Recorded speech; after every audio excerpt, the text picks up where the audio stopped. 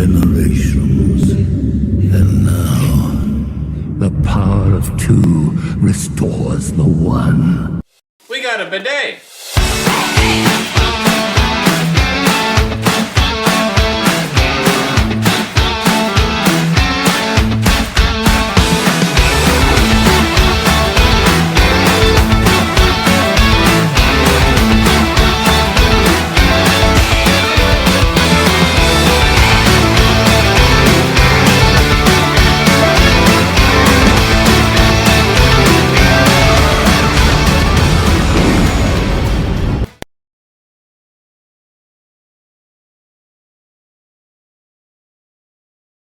Hey everybody, and welcome back for another video. In today's video, we are talking about the latest episode of Skeleton Crew. This is episode 6. We got 2 left to go, so I'm kind of curious after seeing this episode where we're really heading. But before we jump into, what happened in the episode, what did you guys think of the episode?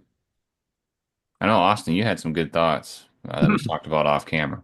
Yeah, I had some thoughts. I'm a little bit bored with the show at the moment. They're definitely setting some things up for later, which is fine. But this was more of like a character building episode. I like where we end up with the kids. But I was just hoping the overall plot was going to move along a little bit more. I was hoping to get away from this planet a bit sooner. That's all. But yeah, what about you, Sarah? I felt like we spent so much time with Jod and it wasn't all that interesting. In this Um, episode, yes. I felt like we weren't with him very much at all, but. Well, the episode's like 30 some minutes or something like that. And we spend, I think, a good 10 with him, which I know a third of the episode, it doesn't sound like much, but for what they did, it was kind of just a bland, boring speech that I don't know. It didn't resonate well with me. It seemed a little slow for him, and I wish we would have spent more time with the kids or doing something else, especially because I know we didn't spend any time with the parents at all. And Jeremy, you were the one that pointed that out to me. hmm Yeah, it seems like his speech to the pirates was it did two things. So it showed us how the pirates are going to sort of come back into play because we didn't really know how they were going to find um the kids or Adin, but it was simple enough. A bounty got called in by that she had like white skin and a braid. I don't know her name, but And that random bounty hunter chick. yeah. Um And then it also showed us how Silva's kind of been getting out of all these sticky situations. He just has a silver tongue, and I guess he can just talk his way out of anything. But I don't know. I still wish we could have seen some some more from him. I don't know. I would agree that the scenes with Jod were kind of boring slash um I would I don't know what quite the word is. Not mainstreamed, but it was like the typical of what we would expect for that kind of situation. There was nothing too flashy about it. There Yeah. was one thing that I thought was interesting though about the scene where he is basically trying to, you know, prove his case of why he should be not blasted off into space. And that's that they had a pirate song. Like there's always in these pirate movies some sort of like haunting pirate lullaby that they sing. Like even in Pirates of the Caribbean, I think the movie opens with like the girls singing some sort of song about pirates, and then she eventually sees a pirate.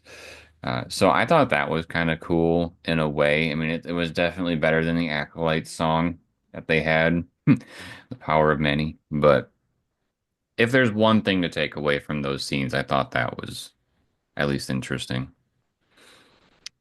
Uh, One of the things I was going to ask you guys, because in my opinion, it wasn't like really, I just either just don't pick up on these things super easily in the show. But after we had watched the episode Wednesday, is Tuesday when these come out, I went on Twitter and there were so many people talking about they finally have an episode where we can talk about how people are different, and it was like completely politicized. And then there was, the people that were super with it. Then there was people that were like, why do we have all these politics in Star Wars? Um, did you guys pick up on that kind of vibe where we're really talking about how people are different? Because that's what KB says. She says something like Fern doesn't understand that I'm different, which we all kind of get from this episode that she's basically a droid in a way, or an android. So did that hit you guys at all, or what'd you think of that? I mean, I heard it and I remember Wim saying, well, like, isn't it good that she treats you the same? And she goes, okay, but I am different. Like I can't do things the same. Um, I don't know. I heard it and took it for what it was. I think because they didn't drag on it for super long, that it wasn't like super in your face like some of the other messaging has been in some of today's shows, because it was just kind of like a subtle one or two liner that it just I feel like it was effective without being over the top. Yeah, I thought it got its message across very well. I think it was short, sweet, and to the point. It all it took was kind of being in another person's shoes. When Fern was with Neil, Neil's got no problem saying, "Hey, I'm different than you.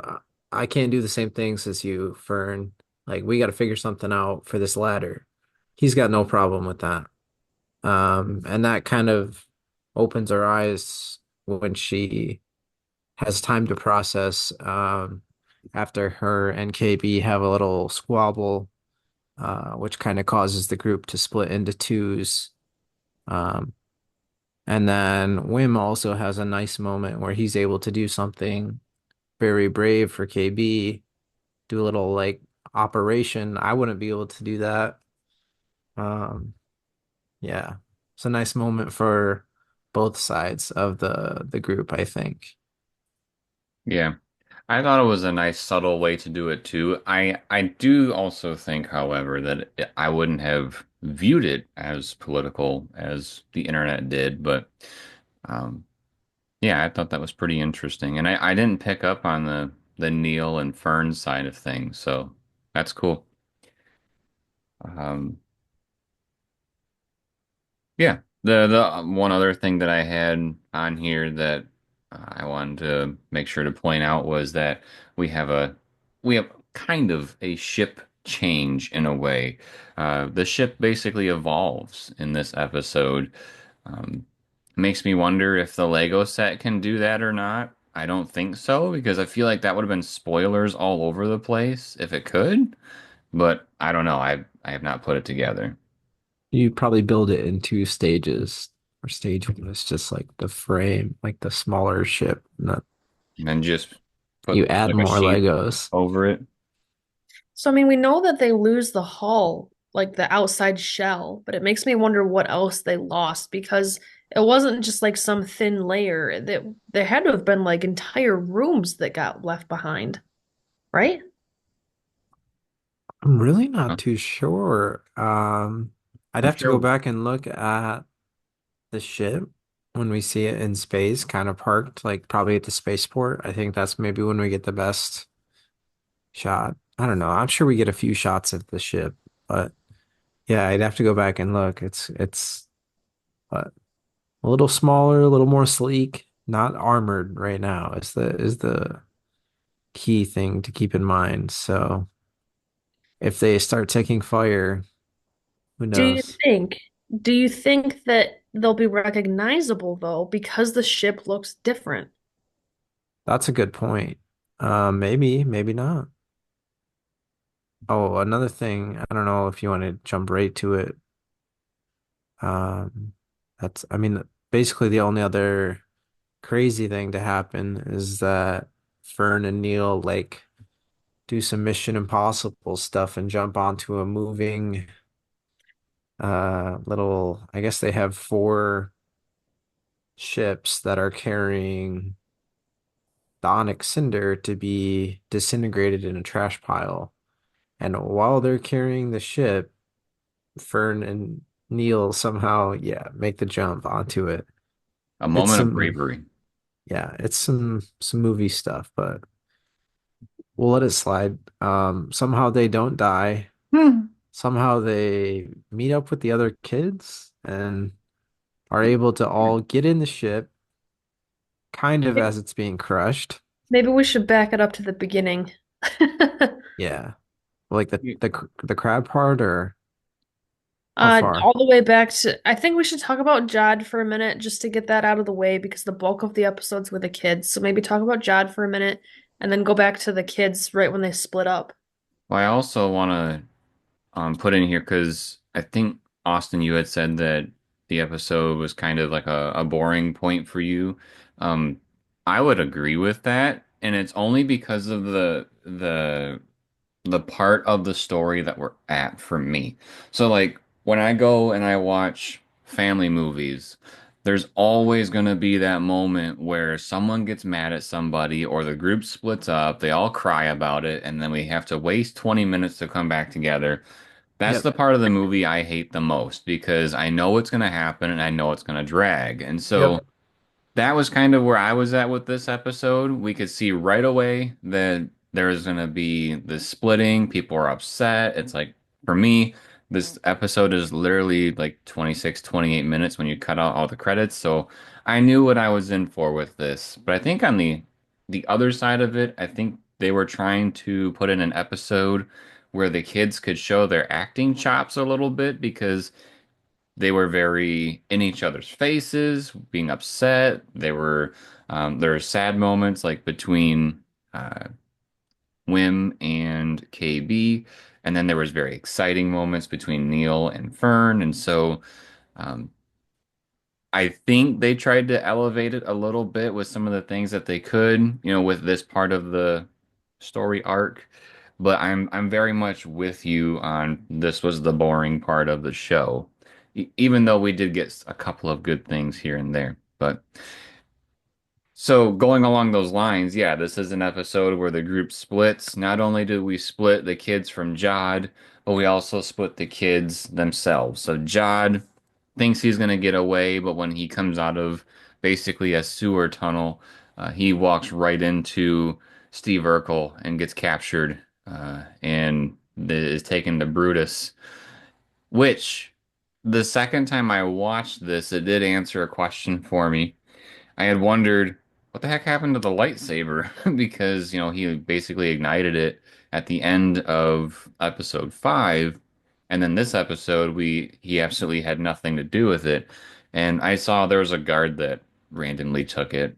I don't know if the guard knows what it is, but um, he was just kind of waving it around. But I will so say this means that I was right last week about the pirates not being taken in the acid bath.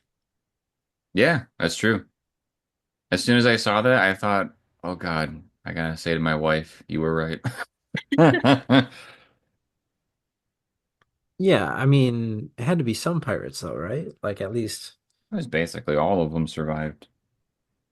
yeah, basically all of them. I watched the episode prior also. Um, and in the comm to the bounty hunter, he says I'm sending 2 ships. So one ship You think one pursued ship got taken in the acid Silvo, bath? maybe, and then acid bathed, and then one ship waited at the concierge. Waited at the concierge, like, yes, I'm waiting for my prisoner to arrive. I mean, I think they told him the situation. Like she knew something fishy was going on. She wasn't super cool with him having the children there anyways. It just sounds funny, like you're just waiting at a fancy hotel, like, yes, I'm waiting for my bounty. We're just hanging out at the I was spa. waiting for the children to be taken. Right. Taken away. We also get one other group involved here in the episode, and that is the New Republic. They do show up because they know that something's going down on this planet, and so there's kind of like a little bit of a dogfight up in the skies between the New Republic and the bounty hunters, but of course the bounty hunters are able to get away, or pirates, I should say. And then for the most part, that wraps up Jod's side of the story because he gets taken. He has to go before Brutus, and then Brutus wants Jod to be shot out of the airlock, but Jod's like, "Yo, wait up, because I know where we can get a whole bunch of money." You know, the beginning of this show, Jod, what did they call him? Cyril or something? Silva? Silva? Because that was the original, like he was the guy in charge before, right? Yeah, Captain Silva.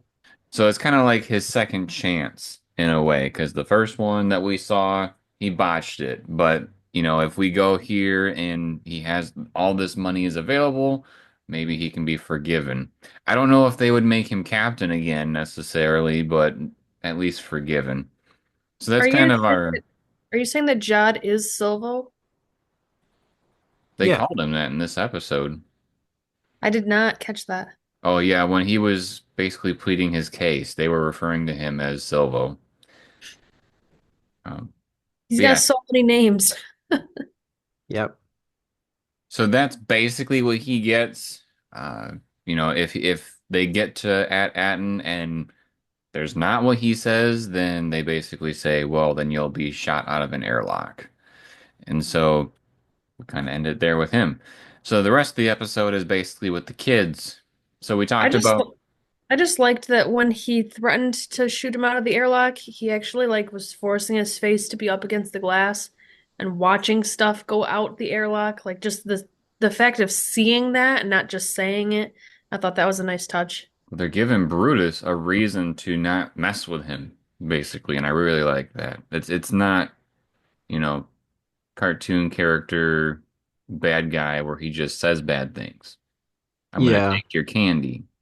Yeah, like this it was a really well done scene. Like they were gonna just, axe him right away, but then he tells them all about the Onyx Cinder and the Mint, and he has proof, with the credit. He still has one left. So they're gonna give him this one chance. Joke's Yeah. on them, it's the one they found in the very first episode. Mm-hmm. Yep. And he's able to tie it into the shanty that you mentioned earlier. And yeah, you know, he has his timer, the little plasma timer is just a really good scene. Yeah, I thought that was a neat thing that they threw in there because, I mean, I wasn't really aware of that kind of a thing for Star Wars, but I'm sure that's another like pirate-y type thing that they're able to connect between Star Wars and pirate lore. Yeah, I could totally see there being like a plasma sand planet somewhere. Let's see. So yeah, the kids, they get into a little bit of a fight, right? On how to get out of there, and so they split. We got Neil and Fern, and then we got Wim and KB. And Wim and KB are following these little like creatures on the ground that are carrying trash. And Crash crabs. basically Wim thinks, well, they got to be going somewhere, and so they're trying to follow them, whereas Fern and Neil are trying to go up to their ship. They know where it's at. Like Austin said, it's being kind of moved around with these uh, little shuttles, I would say. Like they Yeah, they're attach to just the like core. ferrying it over. Yeah, they're trying to put it to the trash area. So, Which I don't think they even see those little shuttle ships until after they're like halfway up the mountain. Yeah. which they're taking a ladder. I would be terrified. It's Yeah, an that's the open thing. They're ladder. like climbing up a huge cliff. So here's a question for you, all right? Because I know you guys are both Neil fans. Say Hmm. no, OSHA would not approve. And he makes a point of, like I got little legs, I can't climb this ladder like you. Like this is really difficult for me. And she sees a rope, and so what she winds up doing is tying a rope between the two of them. And the only way that I think that rope could help is if she is physically climbing and lifting him between rungs. Do you think she's really strong enough to lift Neil? I mean, he's an elephant for crying out loud. I mean, we don't know the density of the blue elephant, but I think she might Uh, be just helping right. like a I don't think he's that much shorter than her, even with his dimensions. So I bet he only needs like a little bit of help, like Jeremy said. And then in once he between can stuff. like reach the rung, he can like use his own strength. He just needs like a little bit of 3-inch boost. So she doesn't have to do that much. She just has to like hold on to her rungs and kind of like use her strength to boost him up a little. I don't know. I didn't think it was too crazy. I just thought it was interesting. Like somehow he was reaching between them. He just couldn't do it as fast as her because he was getting tired, which okay. But now it's that he can't reach them at all and needs help to reach them. Like it just Hmm. I guess Yeah, maybe the rungs weren't evenly spaced apart. We are on a weird pirate spa area. yeah. The thing I didn't like is that they're tied together with a rope and that she jumps and then he jumps and follows her rather than I would have much rather seen her jump and then him get pulled and that I think that would have been pretty funny. Um, but yeah, other than that, somehow they both survive. Yeah, Couldn't that to would that have been part a now. that would have been a good scene where she says, "We gotta jump," and he's like, "No, no, no, I can't do it." And then Yeah, he jumps and forces him to do it, yeah, have him screaming all the way down. yeah. Jeremy knows. Yeah, I would have liked He's here that. for the Neil moments. He sees the marketing opportunities. To be fair, when I see Skeleton Crew products on the shelves, I do not see a single Neil. Oh, dang. That I'm means messing he's up. being bought up, Oh, like marketing. yeah. Yeah, I think he's the clear favorite of the kids. But Maybe for you guys. I still like Wim. all right, Wim is you interesting, can have Wim. No, yeah, but I would I like prefer Wim Neil. too. I agree that Neil probably looks the coolest, but I don't know. I feel like Wim has more character. He's more chaotic. He's more ridiculous. He's more doesn't use his brain half the time and has these really weird off the wall thoughts and ideas like following trash crabs like that's actually going to help. And I I don't mean, know. they were And it doesn't speaking to him. and it's not like it always works out. So it's not like it's just, coincidental of like he always knows exactly what's to do. It's just that he fails over and over and I don't know, I like watching him. Yeah, he's the hero that you like to cheer for. They get knocked down and they get back up again. But this time KB got knocked out. Yep, He she had to is not help doing her. good.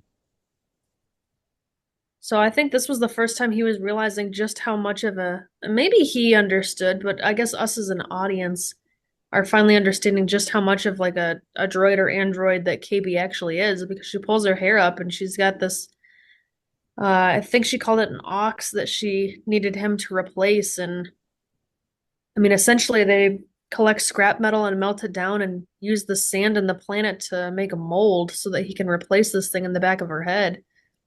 It's really a high tense, uh, high, what do you call that? High stakes.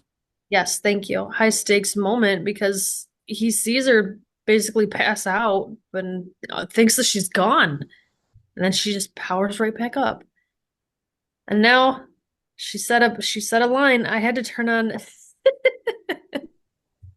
Jeremy missed it. He was looking down. What I I just missed. did a KB impression. Oh, And and nice. I like it. She says a line anyways, that I thought was pretty cool. She goes, "Thank you, Jedi." yeah, he's a hero. The one thing that I thought was kind of weird about this scene is that so she makes a little mold for what she needs, and she asks Wim to make the little metal battery looking thing. And so it's scorching hot because it's all melted and he pours it Hmm. into the little hole and then immediately picks it up. Either that snow is extremely cold or we had some Nah, the time. metal just doesn't keep the heat. That's all.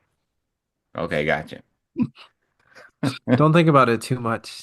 I was like, dang, man, that kid about burned his fingers. Well, I mean, you saw how quickly it changed color from turning from liquid to solid. So if it reached that solid state that fast, I gotta imagine that it would harden up and get cold somewhat fast too. It's the Disney magic, Jeremy. You Just think don't she think got about it. you think she got brain burn instead of brain freeze? Yeah, definitely. Yeah, Dumb no, joke that's funny. there. I had the same thoughts watching it, but you I just mean, overlook that stuff sometimes. Boy, don't with pick all that her up. tools that she had, you'd think that she'd have some little tongs he could have used. Hmm. Some like cooling spray, maybe, Yeah. but Um, that's all right. It was a field job, they had to work with what they had, which wasn't much, and he got the job done, popped that puppy back in. He didn't even have to blow on it or anything. it wasn't a cartridge. Nope, just booted her back up. And then Yep. eventually they make their way to the big creature that's behind the both of you. Hmm. Yeah, I And wasn't about we don't halfway get through this video. I realized that we both had the same background. that's all right. I think it's pretty cool. And Technically, then it's we're different, showing it as but the much head. or more than the episode showed it. So, you know, shout out to this crab. I wish we could have seen him like throw some more trash.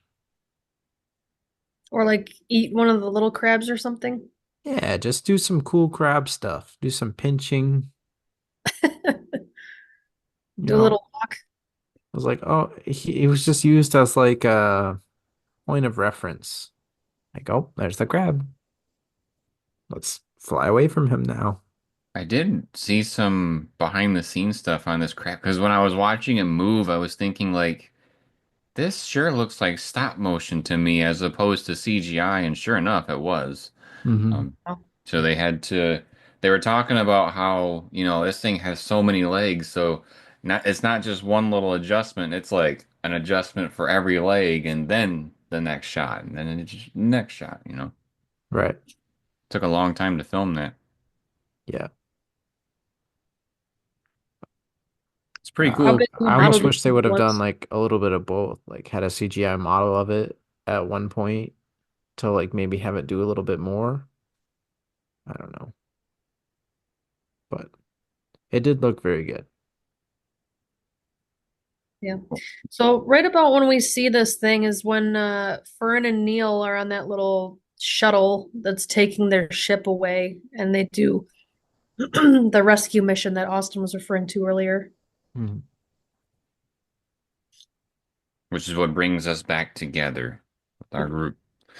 Eventually, they're able to get in the ship, but there's something besides this big crab that is going to be a problem, right? They have their own little like trash compactor creature, Mhm. and so it's going to eat up the ship. But then the kids, of course, they don't want to have the ship be eaten, so they're doing everything they can to remember how to power it back up to get away. And basically, in the nick of time, they drop the hull, and that's when we see basically this ship evolve into what it'll be now. And they're able to get away because they depart with a piece of the ship that's gonna, continue to go into that little trash compactor while they get away. Like a snake, they just shed their skin. Yeah. I gotta imagine the next episode they'll get to the planet pretty quickly because KB knows the coordinates of where to go. So in terms of where do we go from here, we got 2 episodes left, right? So I feel like the kids are gonna get there pretty quick, and then it's gonna be probably some time of the parents figuring out like, well, who knows that you're here and trying to protect the planet, and then we got to spend some time with the pirates because they're coming too.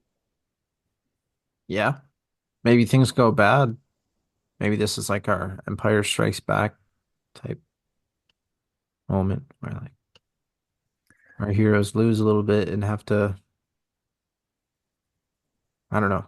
I don't know what they're gonna do. So I'm pretty sure Austin said it a couple of weeks ago, but I think what he said is probably what will happen. They're going to meet together, and then Jod is going to have to make this decision. Does he do something for the pirates, or does he do something for the kids? And he's probably going to side with the kids. And then the second episode will be, well, how do we get this planet, how do we get the pirates off the planet in a way and then secure things back with the planet? That's probably what's going to happen, in my opinion. I think on that same thing, I think Jod is going to sacrifice himself. I think one of you guys said something in a prior episode about the captain going down with the ship, Yeah, and I I think Jod might sacrifice himself for the kids. We'll see. like like crash his ship into the other people or something. Yeah, what made me think that is if he has to face some ultimatum where he's got to help the kids in a situation, get out of harm's way, or he's got to help the pirates. I mean, basically, once he gets them to the mint, I guess I don't really see what use they have for him anymore. Like they probably wouldn't harm him just because of pirate code, but I don't know if they're gonna make him captain again, would they? Or do you think they would just keep following Brutus? I would highly doubt they make him captain again. Yeah, that's kind of what I was thinking.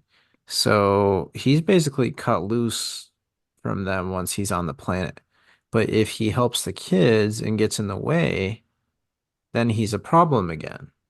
So then he's in harm's way again. So then the only way for him to not get like, I don't know, like axed, I guess, would him to like fake his own death in a like down with the ship moment. That's just how I see Disney doing this because they won't like actually take a character out. That's like this is a kids show, so this is like I don't know. We did see some skeletons and some lasers, but and acid. Now that I think of it, this show's kind of dark. This took a wicked turn. Well, I mean, the Goonies had skeletons, remember? Yeah, true. But that's good though. Disney does not have to be sunshine and rainbows all the time.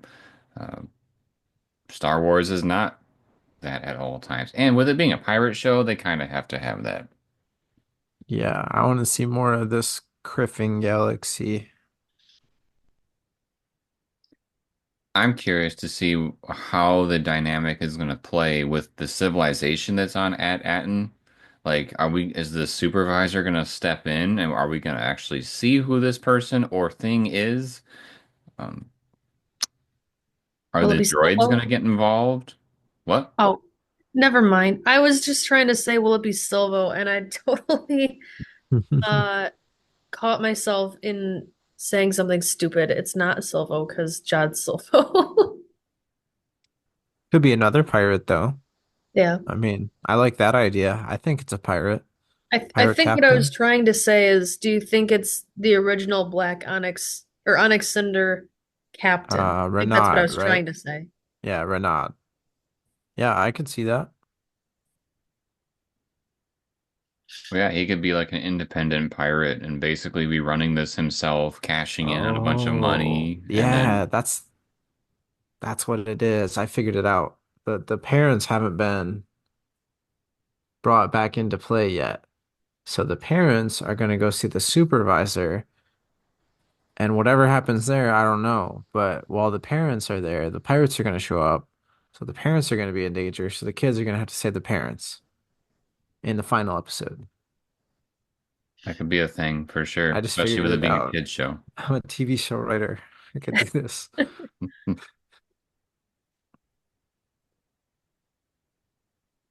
Yeah.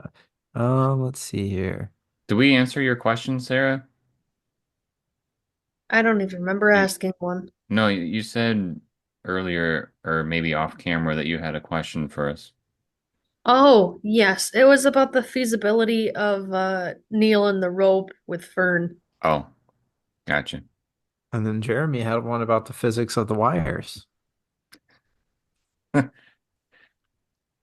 Let's see if I got one. Maybe about the hull demolition. I mean, I did like it's not a physics thing, but I did like how they all kind of had their own moment. Like KB did her tech stuff. She got the ship power rerouted. Neil was flying the ship. Vern was making decisions, being the leader. She ultimately hit the button. And Wim was so excited to go up in that gun turret. Yeah. It didn't do much, but he also didn't get ripped off with the ship like I thought he might, so that Yeah, I was was kind good. of surprised he didn't, but it must have just been a weird spot that stuck with it. But you Hmm. know what? I think this is a good point of another reason why I like Wim so much is he shows way more emotion than I think anybody else, like especially excitement. You can just see it on his face. Yeah, he's definitely the most adventurous of all the kids. You want to Like know he what a doesn't major want to actually go home. He's like down for the pirate life. Here's the major plot twist that's going to happen. The supervisor is going to actually be Mace Windu with a missing arm and one eye, and he's going to find Wim. He's going to take him under his wing as a Jedi. And Oh that's a my new goodness. show. That's what they're gonna do next. It'd be pretty crazy, pretty whimsical. Yeah. Join us for more wild conspiracy theories. Yeah, And that'll be Wim's lightsaber, the one that they found for the pirates. It's a little big for him, I think, but at least for now. He'll grow he'll into it. yeah, he'll grow into it. He'll be Hopefully, fine. he'll know how to face it the correct way. Unless he ends up being like Ahsoka and holds it backwards. Right. Yeah. That'd be cool. It's my destiny because I messed up the first time. Is there anything else you guys want to talk about for the episode? Not really. I think we Yeah, I'm covered good. pretty much all the stuff I wanted to touch on. Yeah, like I said in the very beginning, I think it was a good character episode. Kind of hit some story beats that we sort of had to hit that we can't skip. So, uh, everything was done pretty good this episode. Now that we've gotten past this sad drama section of the arc, we can move on to the grand finale. Yeah, That's what I'm excited about. definitely. All right, well, that was our discussion on episode 6 of the Skeleton Crew. We got two left, right? We got one this week and one next week, so we look forward to all that. And then I think Andor will probably be the next show afterwards. We'll be looking forward to that as well. But if you enjoy this type of video, make sure to subscribe to the channel and turn on notifications. Drops a like if you like the video and drops a comment letting us know your thoughts on this week's episode of the Skeleton Crew. And then, as always, everybody, thank you for watching. We'll see you next time.